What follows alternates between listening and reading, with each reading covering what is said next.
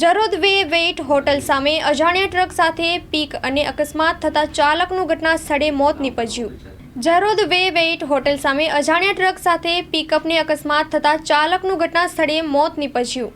Vadodara Halol toll road ઉપર જરોદ ગામે સવારે 6 વાગ્યાના ગાળામાં એક પિકઅપ ટેમ્પોને અજાણી ટ્રકે અડફેટે લેતા પિકઅપ ચાલકનું ગંભીર ઇજાઓને લઈને ઘટના સ્થળે મોત નીપજ્યું હતું। પ્રાપ્ત માહિતી અનુસાર આજરોજ સવારના આશરે 6:01 વાગ્યાના અરસામાં નિલેશભાઈ બચુભાઈ રાઠવા, ઉંમર વર્ષ 28, રહેવાસી પાવાગઢ, પીઠા ફળિયા, તાલુકો હાલોલ, વડોદરાથી હાલોલ રોડ ઉપર બોલેરો પિકઅપ લઈને જતો હતો। તે સમય દરમિયાન જરોદ વે વેઇટ હોટલની સામે સવારના આશરે 5:01 વાગે તેની આગળ જતી અજાણી ટ્રક પિકઅપની પાછળના ભાગે અથડાઈ અકસ્માત થયો હતો।